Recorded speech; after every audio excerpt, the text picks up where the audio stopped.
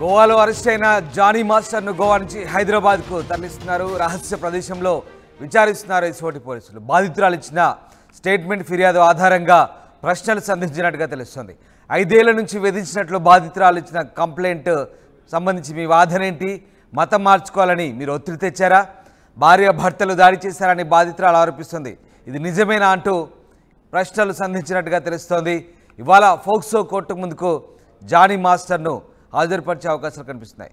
గోవాలో Johnny మాస్టర్ను arrest చేసిన పోలీసులు ఆయన్ను హైదరాబాద్ తరలించారు. అంతకుముందు ఆయన కోసం 4 బృందాలు గాలింపు చేపట్టాయి. గోవాలో ఓ లాడ్జిలో ఉన్నట్టుగా గుర్తించారు. జానీ మాస్టర్ పాస్పోర్ట్ను, సెల్ ఫోన్ను సీజ్ చేశారు. ఇక స్థానిక న్యాయస్థానంలో హాజరుపరిచి ట్రాన్సిట్ వారెంట్పై అతన్ని హైదరాబాద్ తరలించారు. స్థానికంగా ఉప్పరపల్లి కోర్టులో హాజరుపరిచే అవకాశాలు కనిపిస్తున్నాయి. ఇక ఫోన్ కాల్స్ ఆధారంగా గోవాలో అరెస్ట్ చేశారు. అసిస్టెంట్ కొరియోగ్రాఫర్ ఇచ్చిన ఫిర్యాదుతో జానీ మాస్టర్పై ఫోక్సో కేసు నమోదైంది. ప్రస్తుతం జానీ మాస్టర్ను ఉప్పరపల్లి కోర్టులో హాజరుపరిచిన తర్వాత కస్టడీ కోరే అవకాశాలు కనిపిస్తున్నాయి. బహుశా జానీ మాస్టర్ని ఇవాళ కోర్టులో హాజరుపరిచే అవకాశాలు కనిపిస్తున్నాయి. దానికంటే ముందు స్పెషల్ ఆపరేషన్ టీం పోలీసులు, ఎస్ఓటి టీం పోలీసులు జానీ మాస్టర్ను గోవాలో అదుపులోకి తీసుకున్నారు. ఓ లాడ్జిలో జానీ మాస్టర్ ఉన్నట్టుగా గుర్తించారు. అతను ఎక్కడికి పారిపోకుండా ఆయన పాస్పోర్ట్ను అలాగే ఆయన మొబైల్ను పోలీసులు స్వాధీనపరుచుకున్నారు. స్థానిక కోర్టులో హాజరుపరిచిన తర్వాత ఆయన్ని ట్రాన్సిట్ వారెంట్పై హైదరాబాద్ తరలించారు. పెట్రిషియా జాయిన్ అవుతున్నారు. పెట్రిషియా, జానీ మాస్టర్ను గోవాలో అరెస్ట్ చేసి హైదరాబాద్ తరలించారు. ప్రస్తుతం ఆయన్ను కోర్టులో ఎప్పుడు హాజరుపరచబోతున్నారో దానికంటే ముందు ఎస్ఓటి పోలీసులు జానీ మాస్టర్ని ఏ రకంగా విచారించారు?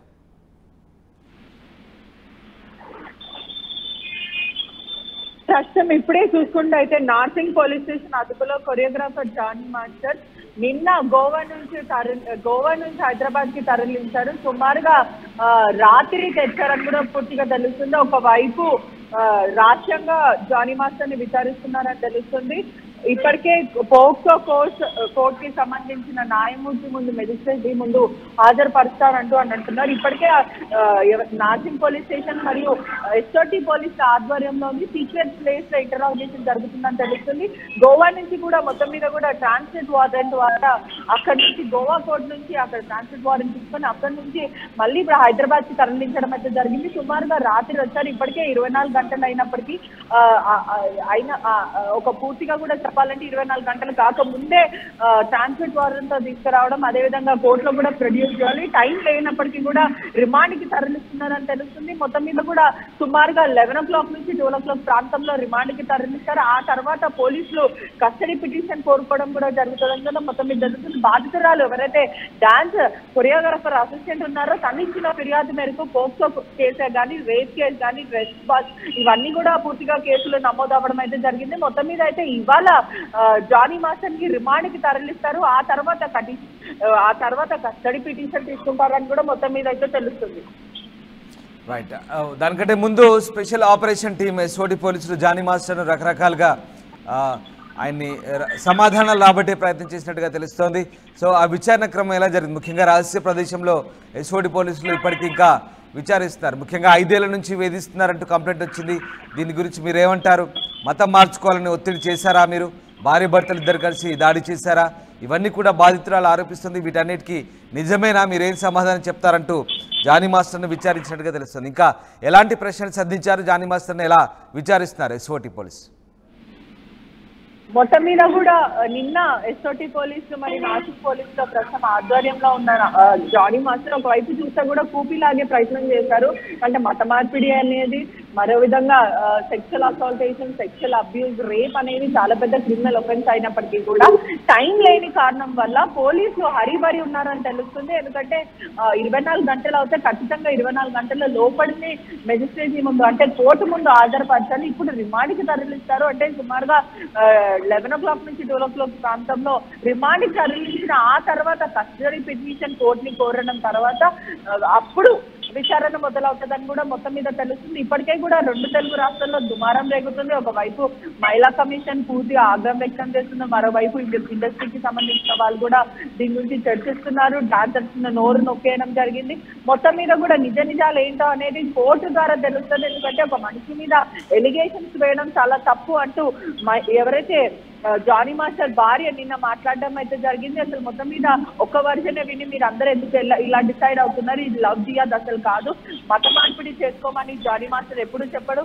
బతుకమ్మ ఫెస్టివల్స్ కానీ తెలుగు సాంప్రదాయంలో ఉన్న ప్రతి ఫెస్టివల్స్ కూడా జానీ మాస్టర్ చేసుకుంటాడు. ఇదన్నీ కూడా పూర్తిగా ఫేక్ ఎలిగేషన్. అమ్మాయికి ఎవరైతే ఉందో బాధితురాలు, ఆ బాధితురాలకి అనేక ఎఫైర్స్ ఉన్నాయి, చాలా మంది మాస్టర్స్ తో ఎఫైర్స్ ఉన్నాయి, వాళ్ళ భార్యలు తనని హెచ్చరించడం కూడా జరిగింది అంటూ క్యారెక్టర్ అసాసినేట్ చేసే ప్రయత్నం అయితే చేస్తారు. మొత్తం మీద కూడా ఇవాళ జానీ మాస్టర్ ని రిమాండ్ కి తరలిస్తారు. జానీ మాస్టర్ అరెస్ట్ అని అయితే పూర్తిగా తెలుస్తుంది. రైట్ పెట్రిషియా, జానీ మాస్టర్ భార్య ఇచ్చిన సమాచారంతోనే ప్రస్తుతం అతను గోవాలో ఉన్నట్టుగా గుర్తించి అరెస్ట్ చేసి తీసుకొచ్చారు. That's okay.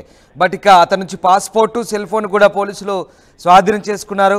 అలాగే ఆ బాధితురాలతో జానీ మాస్టర్ జరిపిన కాల్స్, వాట్సాప్ చాటింగ్, ఇంకా మిగతా ఆధారాలను సేకరించేందుకు కూడా ఆ సెల్ ఫోన్ను ఫోరెన్సిక్ ల్యాబ్ కూడా పంపించినట్టుగా తెలుస్తోంది.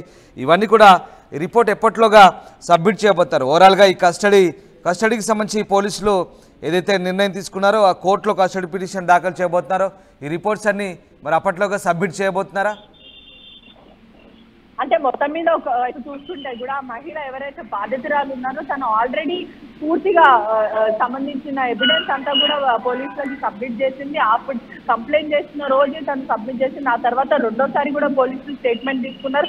సుమారుగా 3 గంటల పాటు ఆ మహిళని విచారించి మహిళా పోలీసుల సమక్షంలో విచారించి తనని భరోసా సెంటర్ కి తరలించి ఆ తర్వాత మొత్తం మెడికల్ టెస్ట్లు చేసిన తర్వాత తన దగ్గర ఉన్న ఎవిడెన్స్ ఏదైతే స్క్రీన్ షాట్సే కానీ మెసేజెస్, కాల్ రికార్డింగ్స్, వీడియోస్ అంటే భయప్రాంతాలకు గురి చేసిన వీడియోస్, వచ్చి వాళ్ళ ఇంటికి వచ్చి రక్త చేసిన వీడియోస్, షూటింగ్ ప్లేస్ అంటే వర్క్ ప్లేస్ లో హరాస్ చేసిన వీడియోస్ అన్ని కూడా తను సబ్మిట్ చేయడం అయితే జరిగింది. పొద్దు మీద అయితే పాస్పోర్ట్ కానీ పోలీసులు మొత్తం ఫోన్ సీజ్ చేయడం కానీ ఇవన్నీ జానీ మాస్టర్ కి సంబంధించిన 2 ఫోన్లు కూడా సీజ్ చేయడం అయితే జరిగింది. ప్రస్తుతం మాత్రం కోర్టుకి తెస్తారు. ఆ తర్వాత కస్టడీ పిటిషన్ కోరడం జరుగుతుంది.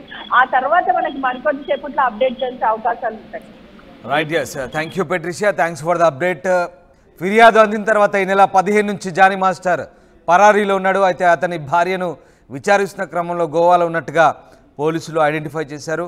ఇక గోవాకు వెళ్ళిన పోలీసులు షేక్ జానీని అలియాస్ జానీ మాస్టర్ను గోవాలో ఓ లాడ్జ్లో అదుపులోకి తీసుకున్నారు. అతని నుంచి పాస్పోర్ట్, సెల్ ఫోన్ స్వాధీనం చేసుకున్నారు. స్థానికంగా ఓ కోర్టులో హాజరుపరిచిన తర్వాత ట్రాన్సిట్ వారెంట్పై హైదరాబాద్కు తరలించారు. హైదరాబాద్ రాజేంద్రనగర్ పోలీసులు మరికొద్దిసేపట్లో అతన్ని ఉపరపల్లి కోర్టులో హాజరుపరచబోతున్నారు. ఇక అక్కడి నుంచి ఆయన్ని రిమాండ్కి తరలించే అవకాశం ఉంది. మరోవైపు సోమవారం ఆయన్ని కస్టడీలోకి తీసుకునేందుకు పిటిషన్ దాఖలు చేయబోతున్నారు. ఇటు జానీ మాస్టర్ సెల్ ఫోన్ని ఫోరెన్సిక్ ల్యాబ్కి పంపించబోతున్నారు. బాధితురాలతో జరిపినటువంటి చాటింగ్, మిగతా ఆధారాలకు సంబంధించి పూర్తిస్థాయి రిపోర్టు తయారు చేయబోతున్నారు. మొత్తం మీద జానీ మాస్టర్ సంబంధించి పూర్తిగా ఆధారాలు సేకరించిన తర్వాత చర్యలు ఉండబోతున్నట్టుగా తెలుస్తుంది. ఇష్యూ అవుతుంది కదా, అసలు ఏం చెప్పాలనుకుంటున్నారు? కాల్ వచ్చింది, ఫేక్ కాల్ వచ్చింది కనుక్కోవడానికి వచ్చాను.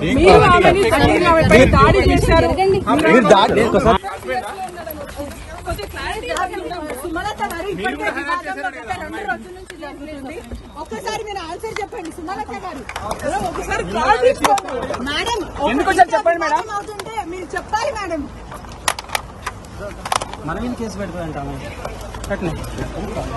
ఎన్ని కేసులు ఇప్పుడు ఇక్కడ ఉన్నాం కదా.